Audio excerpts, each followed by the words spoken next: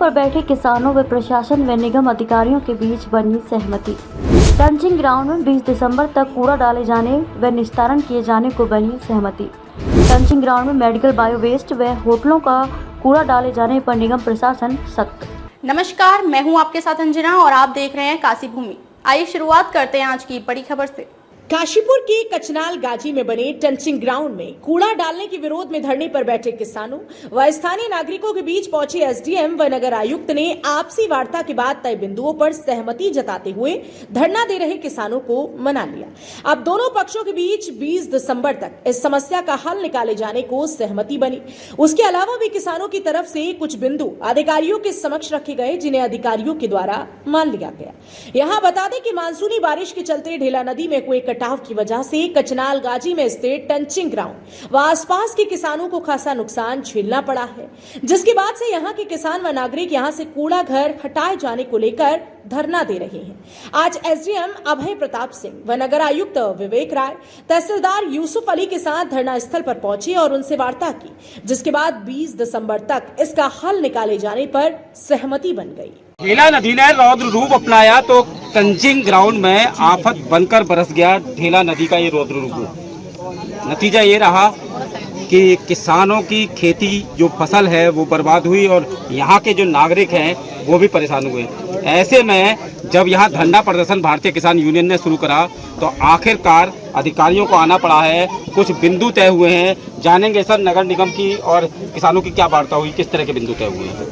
बड़े विस्तार से वार्ता हुई कि यहाँ पर जो हमारा टंचिंग ग्राउंड है, ढेला नदी ने अपना स्वरूप बदला है, उससे क्या क्या लोग प्रभावित हुए हैं। यहाँ पे जो कूड़ा आता है उसको किस तरीके से लाया जाए, रस ड्राइविंग से ले करके बगल से निकलने वाले जो हमारे मोटर वाहन से जो लोग निकलते हैं, बाइक से निकलते हैं, उनकी समस्याएं, कूड़ा ढक के ना आना, जो हमारे हॉस्पिटल्स के कूड़े हैं वो यहाँ पहुँच जाना, कहीं न कोई ऐसी मिलीभगत है जो कि आपराधिक इस कृत्य को जन्म दे रही है। जैसा कि आप जानते हैं इसके लिए एक्ट है कि मेडिकल वेस्ट जो है उसका जो निस्तारण है वो अलग तरीके से किया जाता है। इसलिए अलग तरीके से किया जाता है कि उसमें कोई भी संक्रामक डिजीज उसके माध्यम से फैल सकती है। तो ये तो जो लोग भी कर रहे हैं उनको उनके ऊपर मुकदमे होने चाहिए।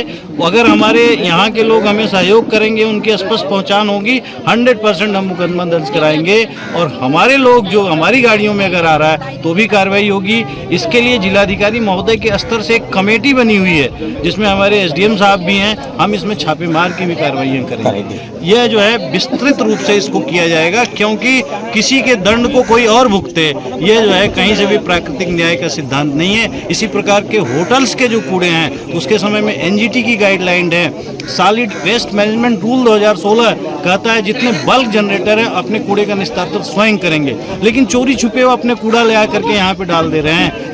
रेलवे का कूड़ा यहाँ पे आ रहा है, मंडी का कूड़ा यहाँ पे आ रहा है। ये सारी चीज़ें जो है गलत हैं, इनको रोका जाएगा, इनके बारे में लोगों से वार्ता की जाएंगी, उनके खिलाफ अगर कोई कार्रवाई करनी है तो वो भी किया जाएगा। साथ ही और जो भी मांगे निकल के आई हैं हमारे किसानों की, उस सब पर हम शिद्दत से विचार करेंगे। यहाँ के कूड़े के निस्तारण के लिए जो हमारे पास फंड आया है 3 करोड़ 40 लाख, उसका पूरा उपयोग करेंगे। यहाँ पे अगर पिचिंग का कार्य के लिए फंड जो है उसका भी पूरा उपयोग करेंगे। साथ ही जिलाधिकारी महोदय से, अपने उच्चाधिकारियों से इसके लिए कोई और वैकल्पिक अगर प्राविधान किया जा सकता है तो उसकी संभावनाओं को तलाशने का भी कार्य करेंगे। लेकिन सर शहर की अगर स्थिति की बात की जाए तो कूड़ा बहुत ज़्यादा शहर की सड़कों पर पड़ा है, उसे किस तरह से अब देखा जाएगा? नहीं, अब हमारे किसान जो है सहमत हो गए। उन्होंने इसी चीज को तो लेकर के शहर के समस्या को, शहर में रहने वाला भी हमारा ही भाई बंधु है, हम भी उसी शहर में जाते हैं, इसी को लेकर के तो उन्होंने कहा है कि आप जो पूर्व की स्थिति है उसको। सर क्या ये अस्थायी समाधान माने या स्थायी माने, क्योंकि बात वही है कि कल को फिर ना बैठना पड़े, इसको लेकर किस तरह से निगम देखता है? नहीं, कोई भी समाधान जो होता है स्थायी नहीं है, समस्याएं नया नया रूप लेती हैं। वो आज जो है किसान हमारे बीच में जो वार्ता हुई है, कल कोई नया रूप आ जाए तो हो सकता है कि उसमें व्यवधान आ जाए। तो कोई चीज़ भी अस्थायी नहीं है, सब कुछ जो है अस्थायी है। अस्थायी है। सर आप भी यहाँ टंचिंग ग्राउंड आए, किस तरह से किसानों से वार्ता हुई? देखिए, जैसा आपने बताया कि ढेला नदी में पानी बढ़ने के बाद ऊपर जो बारिश होती है तो टंचिंग ग्राउंड की तरफ नदी का बहाव आ गया। उसके वजह से जो आसपास के लोगों के खेत हैं, ये वार्ड नंबर 40 पड़ता है, यहाँ लोगों के खेत प्रभावित हुए। लोगों के खेतों में सिल्ट भी आया है और कूड़ा भी आ रखा है, और इसको लेके लगातार जो यहाँ के वार्ड के निवासी हैं, जो लोग कूड़ा इधर आने नहीं दे रहे थे, क्योंकि उनकी समस्या यहाँ मौके पे देखी गई जेन्युइन है।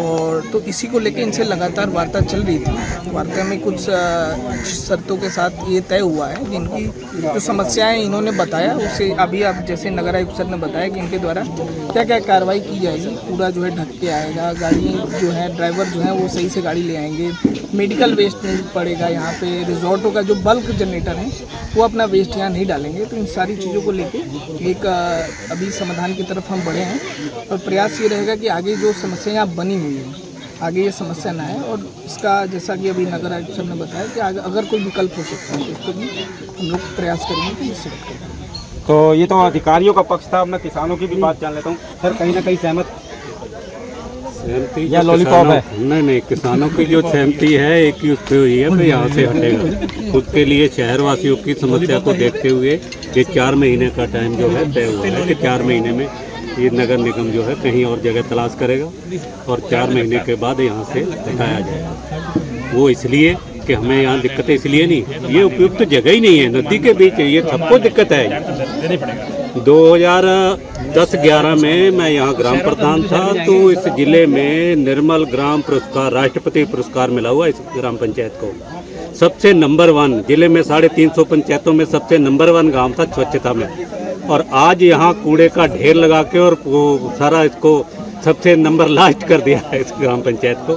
तो ये जगह उपयुक्त नहीं है, ना यहाँ ये चल पाएगा। सारे लोगों के खेत खराब हो गए हैं, सारा कूड़ा लोगों के खेतों में, बाकी कूड़ा जो नदी में बह के आगे चला गया है उसकी वजह से वहाँ रोक लग के और पानी शहर में मार कर रहा है।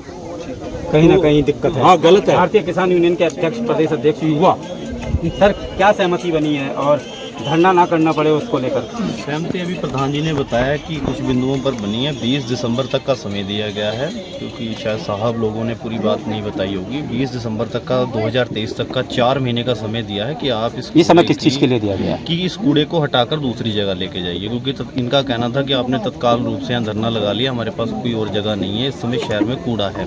हम भी समझ रहे हैं, हमारे भाई हैं शहर में भी, सब हमारे परिवार हैं, कि उन्हें कूड़े की स्थिति से ना निपटना पड़े। तो इसलिए हमने ये एक अस्थायी तौर पे ये कहा है कि ठीक है, आप 4 महीने तक यहाँ पर डालिए, आपको समय है, लेकिन उस समय के दौरान आप लोग जो है व्यवस्था कीजिए इसे कहीं और शिफ्ट करने की, और आप प्रस्ताव भेजेंगे, उसकी प्रस्ताव की कॉपी आप कल 4 बजे तक हमें प्रोवाइड करवाएंगे। अगर नहीं देते आप तो हम कल फिर यहाँ धरना लगा कर इसे रोक देंगे। और बाकी जो बिंदु साहब लोगों ने बताए वो आपको सही बताएं। सही बताया, मतलब एक डेट नहीं बताई उन्होंने। तो 20 दिसंबर एक बार फिर मैं MNA साहब के पास, सर 20 दिसंबर की एक 4 महीने की तारीख दी गई है, क्या इस तरह का कुछ है? मैं तो 20 दिसंबर बहुत दूर है, मैंने आपसे कहा नहीं, कुछ भी अस्थायी नहीं है। ये कल भी बैठ सकते हैं, इनको अगर समस्या होगी तो।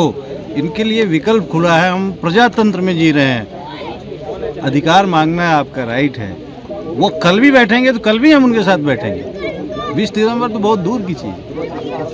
तो ये थे एक तरफ अधिकारीगण और एक तरफ किसान लोग, जिनमें आपस में कुछ बिंदुओं पर सहमति बनी है, और उम्मीद है जो शहर का कूड़ा है कल से यहाँ टंचिंग ग्राउंड में आएगा, लेकिन समाधान के साथ। अब वो देखना ये होगा कि 20 दिसंबर तक आखिर क्या समाधान निकलता है। वहीं किसान भी और यहाँ के स्थानीय लोग भी एक बात कह रहे हैं कि चलिए शहर की खातिर एक मौका दिया जा रहा है। सिटी न्यूज़ काशीपुर से लगातार बना रहूँगा इस खबर पर, तब तक के लिए विदा लेता हूँ, नमस्कार।